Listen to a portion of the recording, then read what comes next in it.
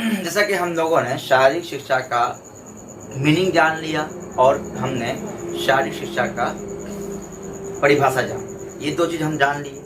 अब हम आगे जाते हैं। तो शारीरिक शिक्षा के मीनिंग के ऊपर एक मरतबा और मैं बात करना चाहूँगा कि अगर कोई कह दे कि शारीरिक शिक्षा को आप जरा समझाइए अपने भाषा में, उसको जरा सा अच्छे अंदाज से डिफाइन कीजिए। आपका कुछ क्वेश्चन आ गया कि शारीरिक शिक्षा किसे कहते हैं, तो आप कह सकते हैं कि शारीरिक शिक्षा वो शिक्षा है, शारीरिक शिक्षा वो शिक्षा है जो मानव के शारीरिक, मानसिक, सामाजिक एवं नैतिक और संस्कृत का विकास करे, उसे शारीरिक शिक्षा कहते हैं।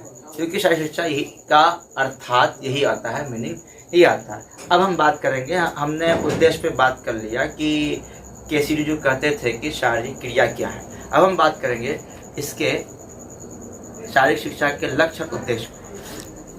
लक्ष्य उद्देश्य पे बात करने से पहले मैं एक बात आपको बता दूं कि लक्ष्य किसे कहते हैं और उद्देश्य किसे कहते हैं। तो लक्ष्य जो होता है, मान लीजिए आपको क्या पाना है। एग्जाम्पल, आप कोई काम कर रहे हैं, आप एजुकेशन सीख रहे हैं, पढ़ रहे हैं, आपको इससे क्या लक्ष्य है आपका, इसे एजुकेशन का। आपका इसे लक्ष्य ये है कि आप डॉक्टर बनिएगा, कुछ अच्छा इंसान बनिएगा, कुछ नहीं आपको लक्ष्य है।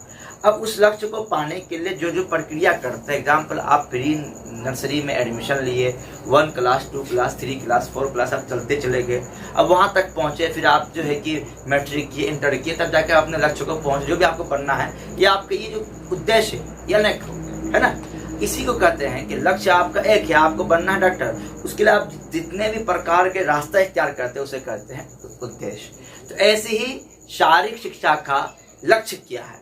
तो शारीरिक शिक्षा का लक्ष्य ये है कि वो मानव के शारीरिक, मानसिक, सामाजिक एवं नैतिक और भौतिक जितने भी चीज़ें हैं उसका विकास करे, ये इसका लक्ष्य है।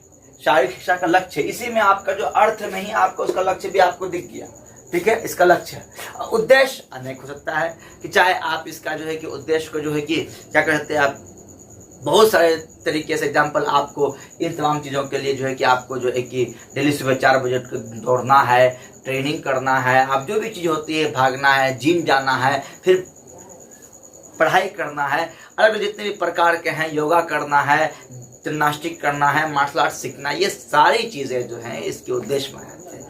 लेकिन ये तो हम समझ गए, तो हम लिख दिए, लेकिन कुछ शारीरिक शिक्षा के महान लोग हैं, उनके बारे में उन्होंने इसका लक्ष्य उद्देश्य कुछ तय किया है, उस पर हम लोग 1 से 2 मिनट। अब देखिए, जैसा कि मैंने बताया था कि उद्देश्य और लक्ष्य को मैंने डिफाइन तो किया, उद्देश्य और लक्ष्य को, लेकिन कि भाई कि आप उद्देश्य ये है कि आप जो है कि आर्मी में जाइएगा, आपका शारीरिक शिक्षा सीखने का उद्देश्य ही है। आप आर्मी में जाना, उसके लिए आप सुबह से प्रैक्टिस कर रहे हैं, ये कर रहे हैं, जिम जा रहे हैं, सुबह सुबह रनिंग कर रहे हैं, हाई जंप, लॉन्ग जंप, ये सब प्रैक्टिस कर रहे हैं, ये आपका उद्देश्य हो गया। लक्ष्य था आपका शारीरिक शिक्षा में आर्मी में जाना या फिर नेशनल लेवल पे खेलना, जो भी चीज़ था। लेकिन इसी चीज़ को 2 महान व्यक्तियों ने, जिनका नाम है एच क्लार्क और बुकवाल्टर, इन दोनों ने शारीरिक शिक्षा के उद्देश्यों को 3 भागों में विभाजित किया है। पहला तो कहा कि शारीरिक स्वास्थ्य में वृद्धि। कौन कर रहे हैं? एच क्लार्क कर रहे हैं कि शारीरिक स्वास्थ्य में वृद्धि क्या है, देखिए शारीरिक शिक्षा का उद्देश्यों में से एक उद्देश्य है। दूसरा कहते हैं कौन? एच क्लार्क कहते हैं कि सामाजिक गुणों में वृद्धि, यानी कि सामाजिक, आप शारीरिक शिक्षा सीखते हैं तो आपका सामाजिक गुणों में वृद्धि होता है। इसका रीजन क्या है? मान लीजिए आप जो है फुटबॉल ही खेल रहे हैं, तो फुटबॉल के अंदर 12 प्लेयर हैं, सब अलग अलग प्रकार के होंगे, अलग अलग समाज के होंगे, वहाँ सबका मिलन होगा, सब पे एक साथ जो है कि बातचीत करना, खान पीन हर अलग अलग था, लेकिन सब एक जगह जमा हुए तो एक दूसरे के अपने चीज़ों को बांटेंगे, सीखेंगे, तो ऑटोमेटिक है कि उनका समाज से गुण आप में आएगा, आपका समाज से गुण उनमें जाएगा।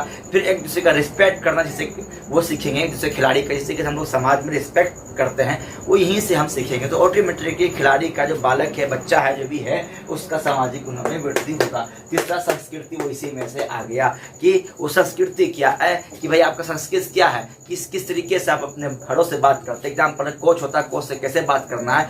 जो खिलाड़ी जब वो कोच से बात करना सीख गया, अपने सीनियर से बात करना सीख गया, जब वो समाज में आएगा तो अपने बड़ों से भी उसी प्रकार से बात करेगा, उसका अदब करेगा। उम्मीद है कि आपको ये बातें समझ में आ गई होगी। दूसरे हैं बुकवाल्टर, ये भी कहते हैं पहला स्वास्थ्य, जैसे इन्होंने भी कहा स्वास्थ्य। दूसरा कहते हैं फालतू समय का उचित उपयोग। हाँ, सही, बिल्कुल सही है। एक खिलाड़ी एक शारीरिक शिक्षा का जो जो एक विद्यार्थी होगा उसको देखिएगा, वो अपने समय का उपयोग करता है। एग्जाम्पल आपको इस प्रकार से इसको आप समझ लीजिए, एक जो है कि जो खिलाड़ी नहीं है, जिसको स्पोर्ट्स से रुचि नहीं है, वो खाली समय में क्या करेगा, फिल्म देखेगा, ठीक है, या फिर क्या करेगा, किसी भी नशीली पदार्थ के चक्कर में फंस जाएगा, कुछ भी कर सकता है। लेकिन इसके मुकाबले में आपका एक शारीरिक शिक्षा जो है वो उसको कुछ काम देता है। एग्जाम्पल, खाली समय में तुम क्या करो, तुम जो है कि बैडमिंटन खेल लो, तुम जो है कि क्या नाम कहते हैं, बास्केटबॉल खेल लो, तुम क्रिकेट खेल लो, तुम चेस खेल लो, तुम